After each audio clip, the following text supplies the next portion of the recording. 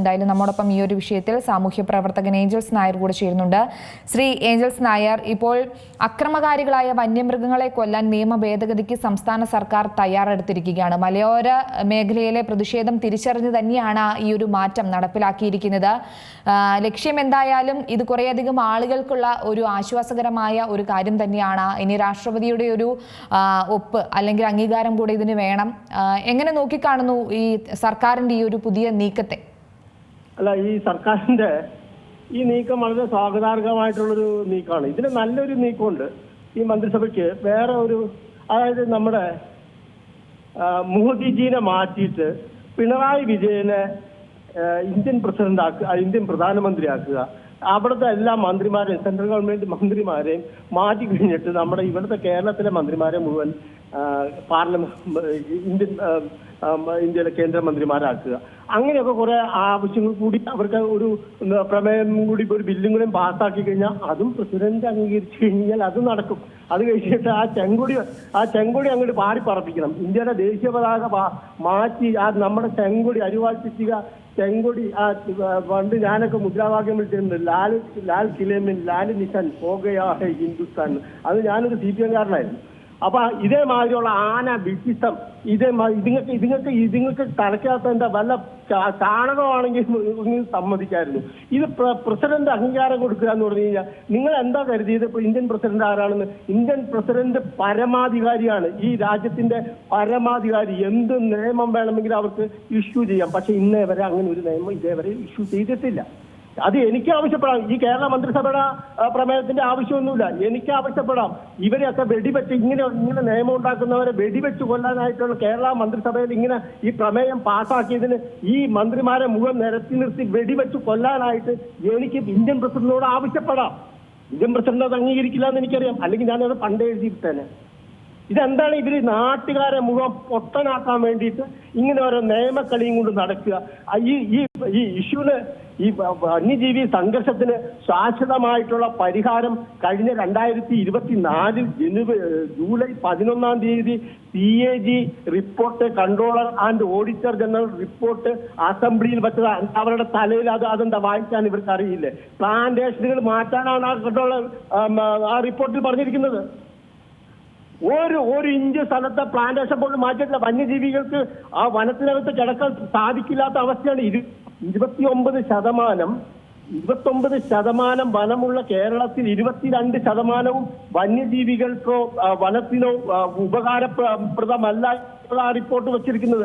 Encroachment, കയ്യേറ്റക്കാരെ നീക്കാനാണ് അതിനകത്ത് പറഞ്ഞിരിക്കുന്നത്. ഏത് കയ്യേറ്റക്കാരെയാണ് ഇവർ മാറ്റിയിരിക്കുന്നത്?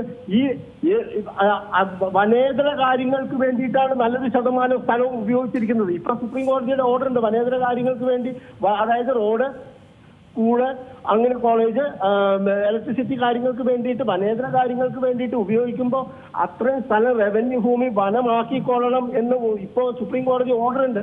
അതെന്തുകൊണ്ട് നടത്തിയിട്ടില്ല ഇതേവരെ?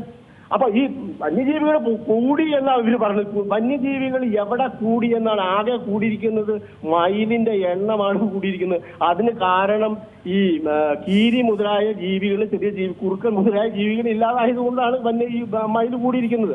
പാമ്പിന്റെ എണ്ണം കുറഞ്ഞു. ഇതൊക്കെ എന്റെ മുട്ട, അതായത് അതിന്റെ എക്സ്പ്രിഡേറ്റർ കുറഞ്ഞു പോയതുകൊണ്ടാണ്. ആന 1700-ലേക്ക് 7500 ആനയിൽ നിന്ന് 1700ഓളം ആനയൊന്നും കാട്ടില്ല. ഇപ്പൊ 11 ഈ കഴിഞ്ഞ മാസം 2 ആഴ്ച മുമ്പാണ് ചത്തൊടുക്കിയത് പൂയംകുട്ടിയിൽ നിന്ന്. ഇതൊന്നും ഇവര് കാണുന്നില്ല. ഇവര് കൊന്നൊടുക്കിക്കൊണ്ടിരിക്കുക ഓരോന്നിനെ പുലികളെയും കടുവയും ഒക്കെ കൊന്നൊടുക്കി കഴിഞ്ഞിട്ട്.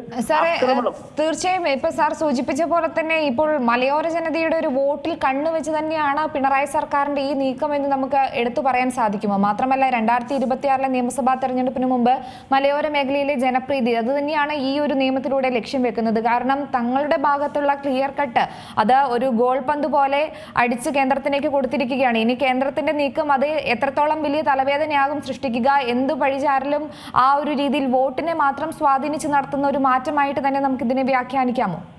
തീർച്ചയായിട്ടും ഇത് വോട്ട് കിട്ടാൻ ഇത് അങ്ങനെ ഒരു ബില്ല് കൊണ്ടുവന്നു കഴിഞ്ഞാൽ പ്രസിഡന്റ് അത് അംഗീകാരം കൊടുക്കില്ല എന്ന് നമുക്ക് എല്ലാവർക്കും അറിയാം. ഇന്ത്യൻ പ്രസിഡന്റ് ആകെ നമ്മുടെ KR നാരായണൻ പ്രസിഡന്റ് ആയിരിക്കുമ്പോൾ മറ്റേ മുലായം സിംഗ് യാദവിനെ ഡിസ്മിസ് ചെയ്യാനായിട്ടുള്ള ഒരു ബില്ല് ഇദ്ദേഹത്തിന്റെ പാർലമെന്റ് പാസ്സാക്കി ഇദ്ദേഹത്തിന്റെ അടുത്തെത്തിയപ്പോ അതൊന്ന് പുനഃപരിശോധിക്കാൻ മാത്രമാണ് ഈ ഇന്ത്യ ചരിത്രത്തിൽ ഒരു പ്രസിഡന്റ് ഓർഡർ ഇട്ടിരിക്കുന്നത്. അദ്ദേഹം പരമാധികാരിയാ.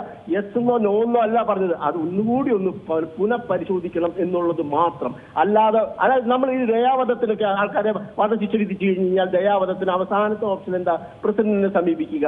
ആ ഓപ്ഷൻ ഇന്നവരെ പ്രസിഡന്റ് ഉപയോഗിച്ചിട്ടില്ല, ഉപയോഗിക്കാൻ പാടില്ല.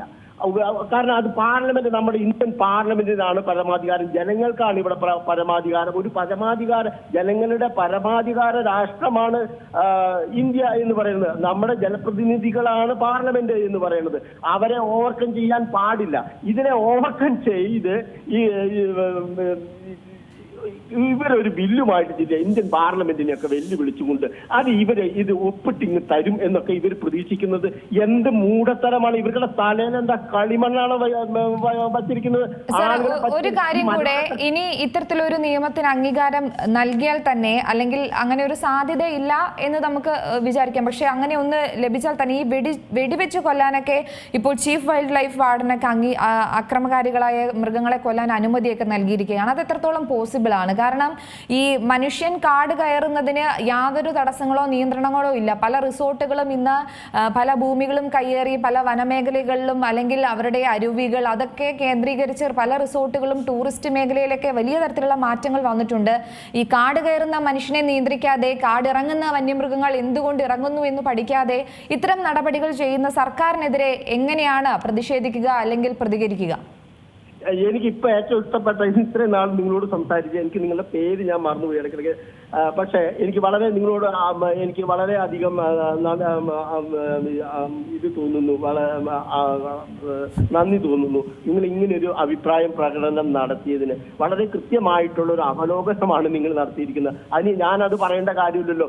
ആ കാട് കയറുന്നവരെയും കാട് നശിപ്പിക്കുന്നവരെ ഇല്ലായ്മ ചെയ്യാതെ ഈ കാട് ഇറങ്ങുന്ന അത് ഭക്ഷണത്തിന് വേണ്ടിയിട്ടാണ് ഈ ജീവികൾ മുഴുവൻ പുറത്തിറങ്ങിയിരിക്കുന്നത്. ഭക്ഷണം അവിടെ ഇല്ല, വെള്ളമില്ല, കുടിവെള്ളമില്ല, അതുങ്ങൾക്ക് പച്ചപ്പാണ് തിന്നുന്നത്.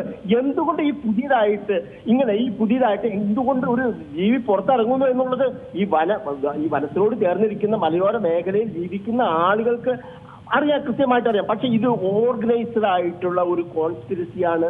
ഇത് വലിയൊരു വൈൽഡ് ലൈഫ് ആണ്. കോടികൾ തട്ടിക്കൊണ്ടിരിക്കുന്ന, കോടികളുടെ കച്ചവടം നടക്കുന്നത്. അത് ചുമ്മാ ഒരു 3 ദിവസം ഒരു വന്യജീവികളാൽ ഒരു കൊല്ലപ്പെടുന്നുണ്ട്. കേരളത്തിൽ ഒരു മനുഷ്യൻ കൊല്ലപ്പെടുന്നുണ്ട്. ദുരന്തങ്ങൾ കർണാടക, തമിഴ്നാട് ഈ ൾക്ക് ഉള്ള കാട്ടുപന്നികളെ മുഴുവൻ വെടിവെച്ച് കൊന്നുകൊണ്ടിരിക്കുക. 3 പേരെ മനുഷ്യൻ ഭക്ഷണമാക്കിയ ഒരു രാജ്യമില്ല. 3 വർഷത്തിനകം 3 പേരെ ഭക്ഷണമാക്കി. എന്നിട്ടും ഈ ഇത് എല്ലാവർക്കും അറിയാം എന്നുള്ളത്. പക്ഷേ അവർക്ക് വേണ്ടി പ്രതികരിക്കുന്ന സങ്കടം ഉയർത്തുന്നത് വേണ്ടിയിട്ട് ഈ റിസോർട്ട് മാഫിയകൾക്കും വേണ്ടിയിട്ടാണ്. കാക്കരുടെ പേരിൽ നിലനിൽക്കുന്നത്. അത് മനസ്സിലാക്കണം. ഇപ്പൊ ഞാൻ 2 ആഴ്ച മുമ്പാണ് കോട്ടപ്പടിയിൽ ഒരു ആന കിടക്കിൽ വീണത്. അപ്പൊ ഞാനിപ്പോ ഒരു ഹ്യൂമൻ വൈൽഡ് ലൈഫ് കൺവിക്ട് ഒരു ബില്ല് പബ്ലിക് ഇൻവെസ്റ്റിഗേഷൻ കഴിഞ്ഞ മാസം ഞാൻ ഹൈക്കോടതി ഉണ്ടായിരുന്നു. അത് WP ബിൽ 98/2025. അതിനകത്ത് നമ്മൾ 19 കാര്യങ്ങൾ ആവശ്യപ്പെട്ടിട്ടുണ്ടായിരുന്നു. ഇങ്ങനെയുള്ള കാര്യങ്ങളിൽ എന്താണ് ഇംപ്ലിമെന്റ് ചെയ്യുക, CAG റിപ്പോർട്ട് ഇംപ്ലിമെന്റ് ചെയ്യുക. അതേമാതിരി Kerala government policy, forest policy എന്ന് പറഞ്ഞു കഴിഞ്ഞിട്ട് ഒരു ഡോക്യുമെന്റ് നയരേഖ അവർ പുറത്തിട്ടിരുന്നു. 2021 27,000 ഹെക്ടർ സ്ഥലത്തെ പ്ലാന്റേഷനുകൾ ഞങ്ങൾ നീക്കം ചെയ്യും എന്ന് പറഞ്ഞിട്ട് അതിനകത്തൊന്നും ഒരു നടപടിയും എടുത്തിട്ടില്ല.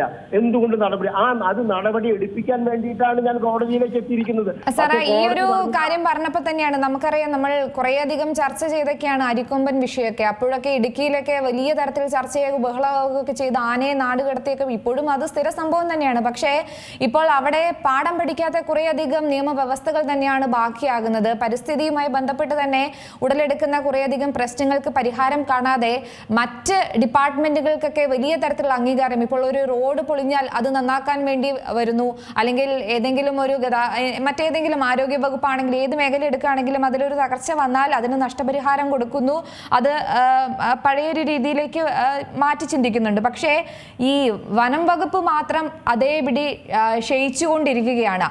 ഒരു നീക്കുപോക്കുമില്ല, ഒരു വ്യവസ്ഥയില്ല, ആർക്കും എന്തും പറയാം, നിയമങ്ങൾ കൊണ്ടുവരാം, നടപ്പിലാക്കാം, അത്തരത്തിലൊരു വ്യവസ്ഥയിലേക്ക് മാറിക്കൊണ്ടിരിക്കുകയാണ്.